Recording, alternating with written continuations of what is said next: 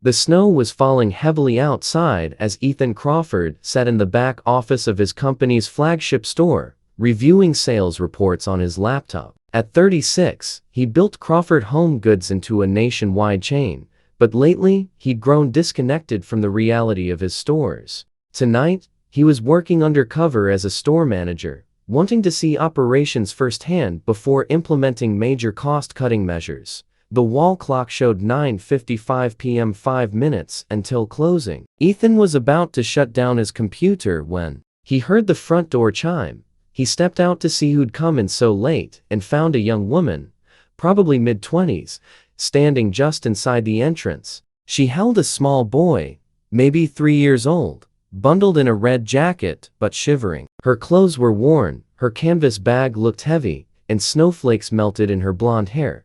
"I'm sorry," she said breathlessly. "I know you're closing. I just need one thing, please." The actual store employees had already started their closing routines. One of them, Jennifer, approached with practiced politeness. "Ma'am, we close in 5 minutes. Can you come back tomorrow, please?" The woman's voice cracked. "My son needs a blanket. Our heat got shut off this afternoon, and I just got off my shift. I have money. I can pay. I just need something warm for him tonight."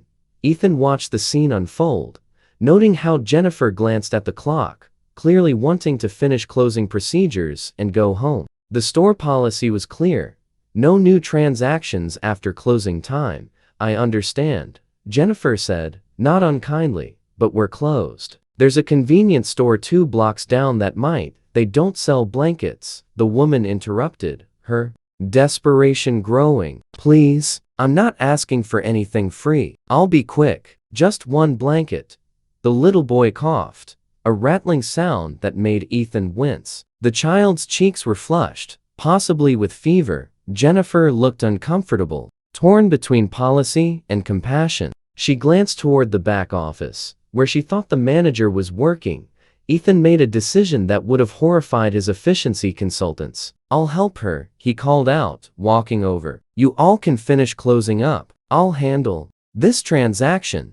Jennifer looked relieved. "Thank you, Mr." She paused, realizing she didn't know his name. The undercover arrangement meant only the regional manager knew his real identity. "Just call me Ethan," he said. "Go ahead, finish up." As the employees completed their closing tasks, Ethan turned to the young woman. "Let's find you the warmest blanket we have. What's your son's name?" "Liam," she said, her shoulders sagging with relief. "I'm Sarah." "Thank you. I'm so sorry for coming in so late, but my shift at the diner just ended, and I didn't know where else to go." "Don't apologize. Let's get Liam taken care of."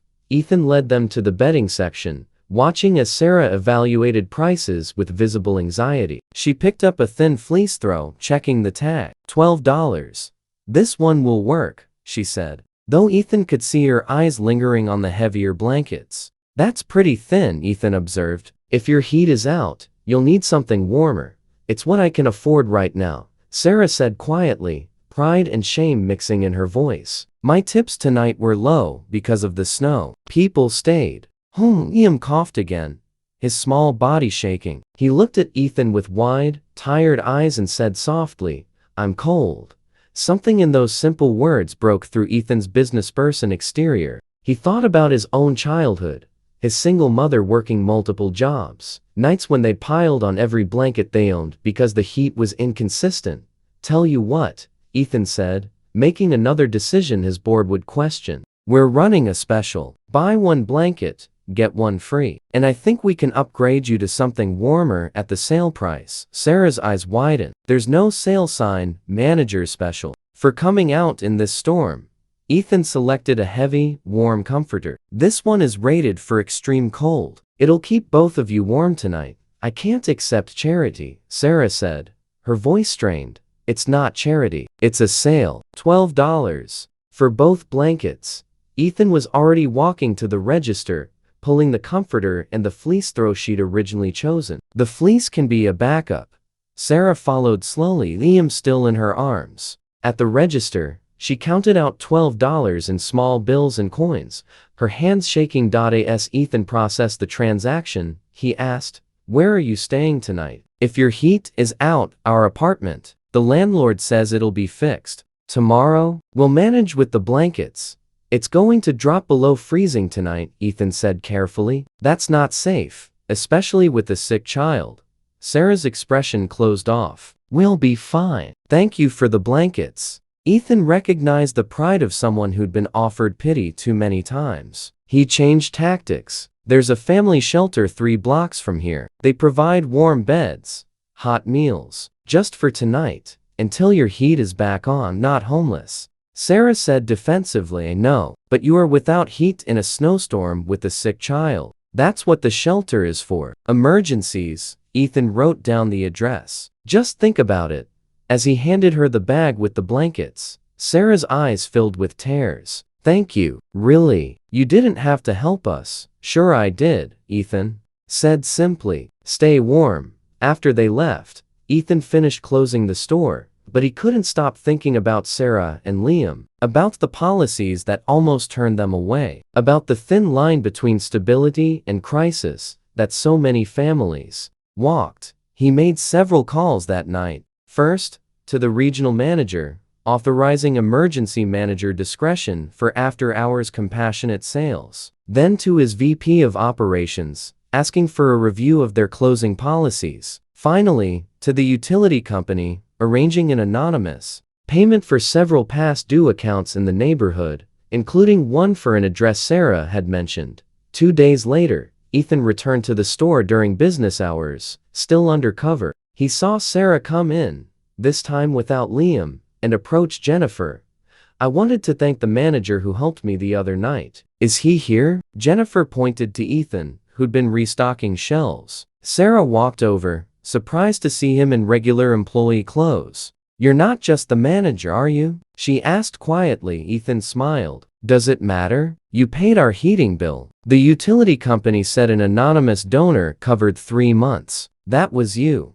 I don't know what you're talking about, Ethan said, but his smile gave him away. Sarah wiped her eyes. Why? You don't even know us. I know what it's like to choose between heat and food. My mom raised me alone. Some months we barely made it. Someone helped us once, anonymously paid our rent when we were about to be evicted. My mom said the best way to repay kindness is to pass it forward. I don't know how to thank you. Don't thank me. Just promise that someday, when you're able, you'll help someone else who's standing where you are now. Sarah nodded, unable to speak through her tears. She hugged him briefly, then left. Ethan watched her go, then returned to his laptop in the back office. He began drafting a new company policy, the Compassion Initiative. Stores would remain open for emergency purchases after hours. Employees would receive training on community resources, and a fund would be established to help customers facing temporary crises. His CFO would hate it. The board would question the ROI. But Ethan had remembered something important that snowy night. His company sold home goods because homes mattered, and sometimes, keeping someone's home warm and safe mattered more than closing procedures. 3 years later, the Compassion Initiative had helped over 10,000 families across all Crawford Home Goods locations. Sarah had finished nursing school with the scholarship the company established and now worked at a community health clinic. Liam was healthy and thriving, and Ethan never forgot the night a desperate mother's simple request reminded him why businesses exist, not just to make profit, but to serve people, especially when they need it most. If this story touched your heart, like, share, and subscribe for more tales of compassion. Comment about a time someone helped you in a moment of need.